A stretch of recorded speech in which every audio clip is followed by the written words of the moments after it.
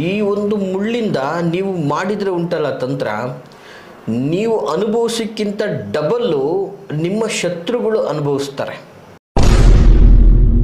ಶತ್ರುಗಳ ಒಂದು ಪ್ರಭಾವಕ್ಕೆ ಒಳಗಾಗಿ ಪತಿ ಪತ್ನಿಯರು ದೂರ ಆಗಿರ್ತೀರ, ಆಸ್ತಿ ಪಾಸ್ತಿ ಮಾರಾಟ ಆಗಿರುತ್ತೆ, ಧನಧಾನ್ಯಗಳಿಗೆ ನಾಶ ಆಗಿರುತ್ತೆ. ಒಂದು ರೀತಿಯಲ್ಲಿ ನಿಮ್ಮ ಪರಿಸ್ಥಿತಿ ಚಿಂತಾಜನಕ ಆಗಿರುತ್ತೆ. ಅಥವಾ ನಿಮ್ಮನ್ನು ಪ್ರೀತಿಸಿ ನಂಬಿಸಿ ನಿಮಗೆ ದ್ರೋಹ ಮಾಡಿರ್ತಕ್ಕಂಥವನು ಶತ್ರು ಆಗಿರ್ಬೋದು. ಅಥವಾ ನಿಮ್ಮ ಭಾವನೆಗಳೊಟ್ಟಿಗೆ ಆಟ ಆಡಿ ಅನ್ಯಾಯ ಮಾಡಿರ್ತಕ್ಕಂಥವನು ಶತ್ರು ಆಗಿರ್ತಾನೆ. ನೆಗ್ಗಿನ ಮುಳ್ಳು ಅಥವಾ ನಗ್ನ ಮುಳ್ಳು ಅಂಥೇಳಿ ಸಾಮಾನ್ಯವಾಗಿ ನೋಡಿರ್ತೀರ ಇದನ್ನು.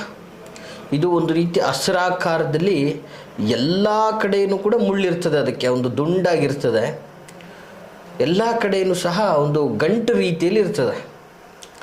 ಸೊ ಈ ಮುಳ್ಳು ಮಾಡುವಂತಹ ಒಂದು ಪ್ರಭಾವ ಬಹಳ ದೊಡ್ಡದು.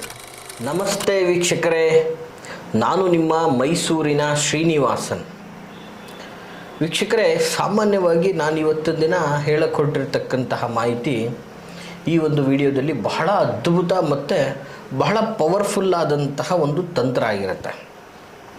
ನೋಡಿ, ಏನಪ್ಪ ಆ ತಂತ್ರ ಅಂತಂದರೆ, ಸಾಮಾನ್ಯವಾಗಿ ಈ ಒಂದು ನೆಗ್ಗಿನ ಮುಳ್ಳು ಅಥವಾ ನಗ್ನ ಮುಳ್ಳು ಅಂಥೇಳಿ ಸಾಮಾನ್ಯವಾಗಿ ನೋಡಿರ್ತೀರ ಇದನ್ನು. ಇದು ಒಂದು ರೀತಿ ಹಸಿರಾಕಾರದಲ್ಲಿ ಎಲ್ಲ ಕಡೆಯೂ ಕೂಡ ಮುಳ್ಳಿರ್ತದೆ, ಅದಕ್ಕೆ ಒಂದು ದುಂಡಾಗಿರ್ತದೆ. ಎಲ್ಲ ಕಡೆಯೂ ಸಹ ಒಂದು ಗಂಟು ರೀತಿಯಲ್ಲಿ ಇರ್ತದೆ. ಸೊ ಈ ಮುಳ್ಳು ಮಾಡುವಂತಹ ಒಂದು ಪ್ರಭಾವ ಬಹಳ ದೊಡ್ಡದು. ಇದರಲ್ಲಿ ಎಷ್ಟೋ ಔಷಧ ಗುಣಗಳು ಸಹ ಇರತಕ್ಕಂಥದ್ದು. ಸೊ ಈ ಮುಳ್ಳಿನಿಂದಾಗಿ ನೀವು ಮಾಡಬೇಕಾಗಿರುವಂತಹ ತಂತ್ರ ಬಹಳ ಸುಲಭವಾದಂಥದ್ದು. ಈ ಒಂದು ಮುಳ್ಳಿಂದ ನೀವು ಮಾಡಿದರೆ ಉಂಟಲ್ಲ ತಂತ್ರ, ನೀವು ಅನುಭವಿಸೋಕ್ಕಿಂತ ಡಬಲ್ಲು ನಿಮ್ಮ ಶತ್ರುಗಳು ಅನುಭವಿಸ್ತಾರೆ. ಇವತ್ತು ನಿಮಗೆ ಕೆಡಕಾಗಲಿ ಅಂತ ಏನು ನೀವಿವತ್ತು ಕೆಟ್ಟ ಪರಿಣಾಮಗಳನ್ನು ಅನುಭವಿಸ್ತಾ ಇರ್ತೀರ, ನಿಮ್ಮ ಮನಸ್ಸು ನೊಂದಿರ್ತದೆ, ದುಃಖಪಟ್ಟಿರ್ತೀರ, ಕಣ್ಣೀರಿಟ್ಟಿರ್ತೀರ, ಸಮಸ್ಯೆಗಳಾಗಿರುತ್ತೆ. ಶತ್ರುಗಳ ಒಂದು ಪ್ರಭಾವಕ್ಕೆ ಒಳಗಾಗಿ ಪತಿ ಪತ್ನಿಯರು ದೂರ ಆಗಿರ್ತೀರ, ಆಸ್ತಿ ಪಾಸ್ತಿ ಮಾರಾಟ ಆಗಿರುತ್ತೆ, ಧನಧಾನ್ಯಗಳಿಗೆ ನಾಶ ಆಗಿರುತ್ತೆ. ಒಂದು ರೀತಿಯಲ್ಲಿ ನಿಮ್ಮ ಪರಿಸ್ಥಿತಿ ಚಿಂತಾಜನಕ ಆಗಿರುತ್ತೆ. ಬಟ್ ಇವತ್ತು ಅಂಥವ್ರಿಗೆ ನೀವೇನೂ ಮಾಡೋಕ್ಕಾಗ್ತಾ ಇರಲ್ಲ ಅನ್ನುವಂತಹ ಒಂದು ವ್ಯವಸ್ಥೆಯೂ ಕೂಡ ಇರ್ತದೆ. ಸೊ ನಿಮ್ಮ ಮನಸ್ಸಲ್ಲಿರುತ್ತೆ, ಏನಾದರೂ ಮಾಡಬೇಕು, ನನಗಿಂತನೂ ಅವರು ನಾನು ಪಟ್ಟಿರುವಂತಹ ಕಷ್ಟಕ್ಕಿಂತನೂ ಡಬಲ್ ಅವರು ಅನುಭವಿಸ್ಬೇಕು, ಇದು ಸಹಜವಾಗಿರ್ತದೆ. ಸೊ ಇಂತಹ ಒಂದು ವ್ಯವಸ್ಥೆಯಲ್ಲಿರ್ತಕ್ಕಂಥವರು ಈ ಒಂದು ತಂತ್ರವನ್ನು ಮಾಡಬೇಕು.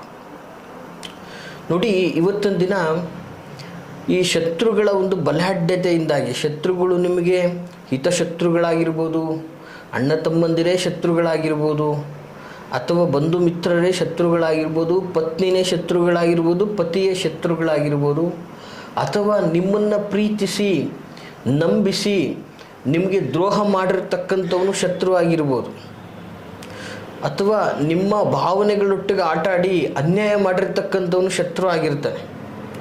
ಸೊ ಇಂತಹ ಶತ್ರುಗಳು ಇವತ್ತು ನಿಮ್ಮ ಭಾವನೆಗಳನ್ನು ಅರ್ಥ ಮಾಡಿಕೊಳ್ಳದೆ ನಿಮಗೆ ಅನ್ಯಾಯ ಮಾಡಿ ನಿಮ್ಮಿಂದ ದುಡ್ಡು ಕಾಸು ಪಡ್ಕೊಂಡು ಕೊಡದೆ ಸತಾಯಿಸಿ ನಿಮಗೆ ಬೀದಿಗೆ ತಂದು 4 ಜನರಲ್ಲಿ ಅವಮಾನವನ್ನು ಉಂಟು ಮಾಡಿ, ಅವರ ಕಷ್ಟಕ್ಕೆ ನೀವು 4 ಜನರಲ್ಲಿ ಅವಮಾನವನ್ನು ಹೊಂದಿ 4 ಜನರಲ್ಲಿ ನೀವು ಸಾಲಗಾರರಾಗಿ, ವಿಶೇಷವಾಗಿ ಅವರ ಕಷ್ಟವನ್ನು ಸರಿಪಡಿಸಲಿಕ್ಕೆ ನಿಮ್ಮಲ್ಲಿರ್ತಕ್ಕಂತಹ ಈಗ ವಿಶ್ವಾಸ ಏನೋ ನಂಬಿಕೆ ಅಂತ ಮಾಡಿ ನಿಮ್ಮಲ್ಲಿರ್ತಕ್ಕಂತಹ ಚಿನ್ನ ಒಡವೆಗಳನ್ನು ಗಿರುವೆ ಇಟ್ಟು ಅವ್ರಿಗೆ ಒಳ್ಳೇದು ಮಾಡೋಕ್ಕೆ ಹೋಗಿ ನೀವು ಸಂಕಷ್ಟಕ್ಕೆ ಬಿದ್ದಿರ್ತೀರಾ.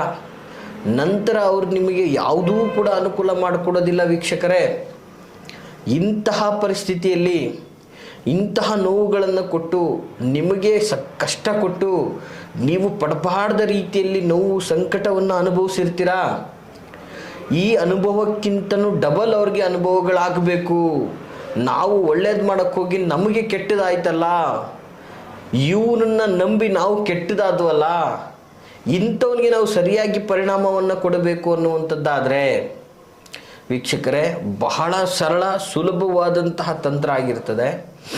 ಇದನ್ನು ನೀವು ಮಾಡಿ ಅದ್ಭುತವಾದಂತಹ ರಿಸಲ್ಟ್ ನಿಮ್ಮದಾಗುತ್ತೆ. ಏನಪ್ಪ ತಂತ್ರ ಅನ್ನುವಂಥದ್ದಾದರೆ ಬಹಳ ಸುಲಭವಾದಂಥದ್ದು. ಸರಿಯಾದ ರೀತಿಯಲ್ಲಿ ನೋಟ್ ಮಾಡ್ಕೊಳ್ಳಿ. ಈ ತಂತ್ರದಿಂದಾಗಿ ನೀವು 100% ನೀವು ಅನುಭವಿಸಿದ್ದಕ್ಕಿಂತ ಡಬಲ್ ಎಫೆಕ್ಟ್ ಅವ್ರಿಗಾಗ್ತದೆ. ಬಹಳ ಶಕ್ತಿಯುತವಾದಂತಹ ಒಂದು ತಂತ್ರ ಇದಾಗಿರ್ತದೆ. ಏನಪ್ಪ ತಂತ್ರ ಸ್ವರೂಪ ಅಂತಕ್ಕಂಥದ್ದು ನೋಡಿ, ನೀಟಾಗಿ ನೋಟ್ ಮಾಡ್ಕೊಳ್ಳಿ ವೀಕ್ಷಕರೇ. ಒಂದು ಕೆಂಪು ವಸ್ತ್ರದಲ್ಲಿ 9 ನೆಗ್ಗಿನ ಮುಳ್ಳು ಅಥವಾ ನಗ್ನ ಮುಳ್ಳು ಅಂಥೇಳಿ, ಸಾಮಾನ್ಯವಾಗಿ ಇದು ಎಲ್ಲ ಕಡೆ ಸಿಗ್ತದೆ ವೀಕ್ಷಕರೇ. ಕೆಲವು ಗ್ರಾಮೀಣ ಪ್ರದೇಶದಲ್ಲಿ ಅಥವಾ ನಿರ್ಜಲ ಪ್ರದೇಶಗಳಲ್ಲಿ ಇದು ತುಂಬಾ ಸಿಗುತ್ತೆ, ನ್ಯಾಚುರಲ್ ಆಗಿ ಸಿಗುವಂಥದ್ದು ಇದು.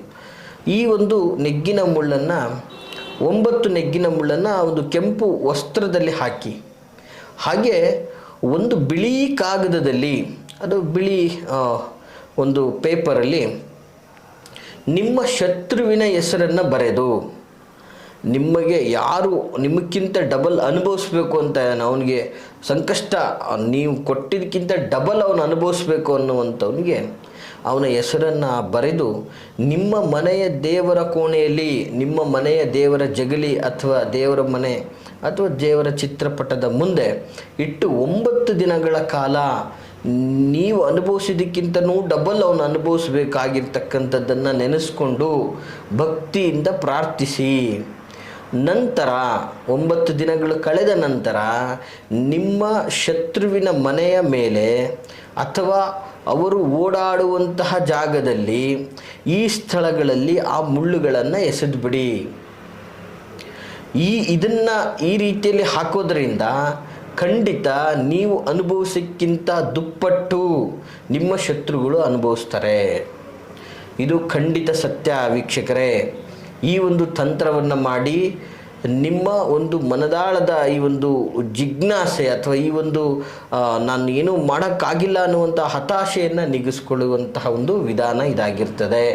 ಮತ್ತು ಇದು ಬಹಳ ಅದ್ಭುತವಾಗಿ ಸಾತ್ವಿಕಕ್ಕೆ ಮಾತ್ರ ಬಳಸಿ ಅಂತ ಹೇಳಕ್ಕೆ ಇಷ್ಟಪಡ್ತೀನಿ ವೀಕ್ಷಕರೇ.